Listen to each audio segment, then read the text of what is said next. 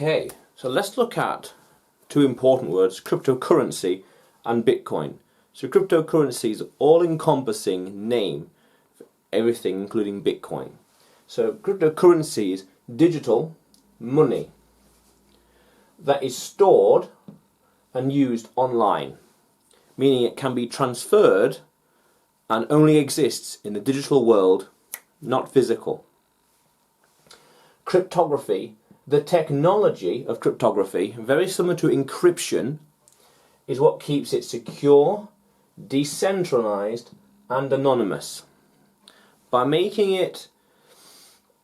using cryptography, you can have total privacy, and because it's decentralized, meaning there is no central point of attack or failure, it's distributed. Because there's no central point of attack or failure, this is the separation of state and money. This is truly your individual sovereign liquidity and wealth and money you can have in your possession that no other third party, decentralized, can interfere with, can debase, manipulate, bail in, bail out, inflate away and beyond, and keeping it anonymous. So the idea is no one knows that you've got it and no one knows how much you have. There are some ways around this, but that's the technology, that's the idea. But to understand cryptocurrency is to first understand the movement and philosophy behind it. The cypherpunk.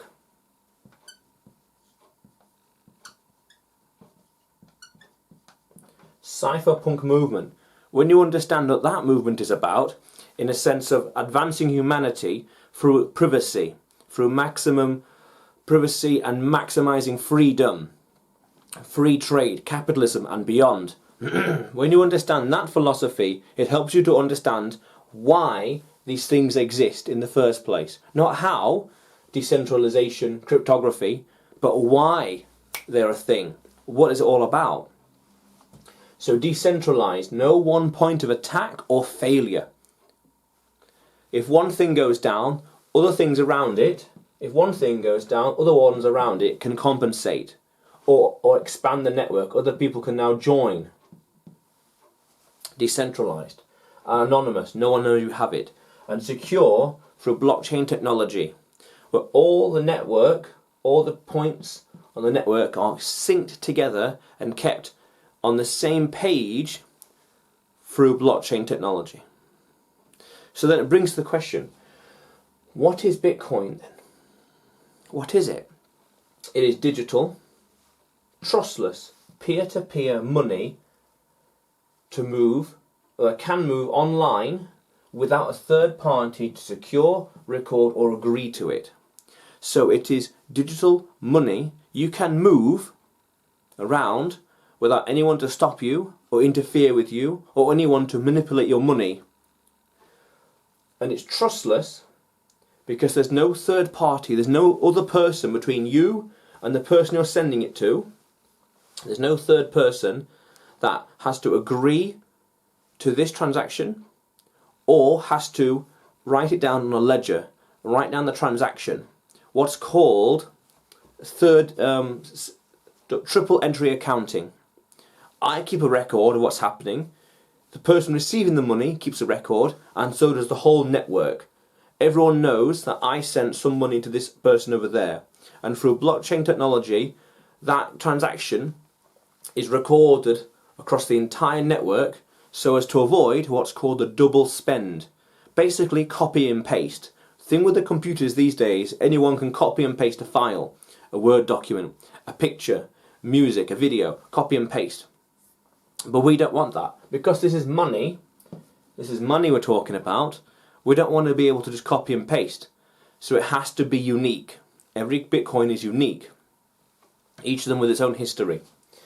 And we need to move it without a third party, someone to agree to it, because it is anonymous, it is secure through the network.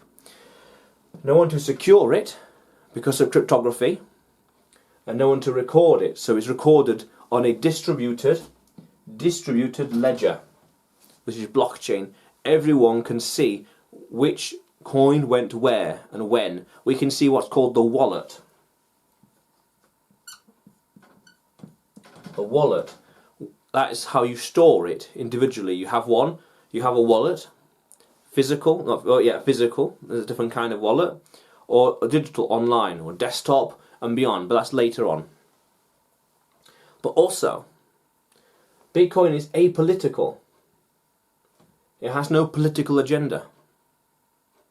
It's not tied to any politics, any particular country or nation. It is independent from that. It is its own beast, its own wild, it's its own monster, its own creature. And decentralised like this. So there's no one point of attack or failure in this system. If parts are compromised, attacked or anything, or failed, other parts can compensate. But also, then, it's a chance to expand the network. Because if this person goes down, it is now economically viable for other people to take their place. And open source. Open source meaning anyone can see the code. Anyone can see the white paper, the business plan, what it claims to do. Anyone can read the code. Different question if you understand it, if you're techie enough, if you understand the programming language. That's different. But it's all there. It's all open to you. It's a gift to mankind, more or less. People, investors, technologists, anyone really, even especially if they collaborate, can take the code and do their own thing with it. And this is what we see. Ethereum, Dogecoin and beyond, NFTs, the whole industry has totally flourished with new technology that allows people to do things. So people might say, what's the intrinsic value of Bitcoin? Well, it's software. And the world runs on software. This, right now, is software. Computers running things. It's software. It allows you to do things. So it has what you could say an extrinsic value, allows you to do things with more, allows you to do more things with computers. An intrinsic value, meaning it is a transfer of money. It's money, and it's open source and decentralized. So it doesn't have to rely on a third party to do what you want to do. But also, because there's no third party, there's no rehypothecation. There's no manipulation behind the scenes. It is totally peer-to-peer. And it's very voluntary. It's peace. If you want to make money, you have to persuade me to give you the Bitcoin, and vice versa. There's no coercion. Again, it's a cypherpunk. Maximum freedom, maximum privacy. If we want to do trade, you have to persuade me to give you your money, and vice versa. There's no coercion, there's no force here. No one's forced to do anything. If you want to move money around, you can. No one's going to stop you. Again, maximizing freedom. Maximizing sovereignty. This is the separation of state, politics, and money. This is true individual wealth and true individual money that you can store without anyone ever knowing about it. This is true freedom. And this distributed ledger is verified by the miners, as well as by the nodes as well, but by the miners especially. So they process all the transactions and keep the whole network in sync. So everyone's on the same page. Everyone understands what's happening. Everyone knows what's happening. See, the past is certain. On the distributed ledger, we know precisely what happened. It's all recorded in an immutable ledger. No one can change it. But the future is uncertain, and that's freedom. Because if it was certain, then it means it's controlled. It's dictated to you. It's told what you can and can't do. But when it's uncertain, anything could happen. It could go to £1 million. New industries can come up. New technologies could evolve. And that's what it is about. Cypherpunk. Maximum freedom. So Bitcoin, digital, Trustless. You don't need to trust a third party to secure your transaction. Peer-to-peer, it's me and you only. No one else is involved. No one else is involved in what you and I do, or me and them do, or I and them. There's nothing. Money. Separation of state and money. You can move online without a third party to secure, record or agree to it. Apolitical, decentralised, open source that tracks and keeps score on a distributed ledger verified by the miners. So these miners, they create new Bitcoin, they keep the whole system together in sync.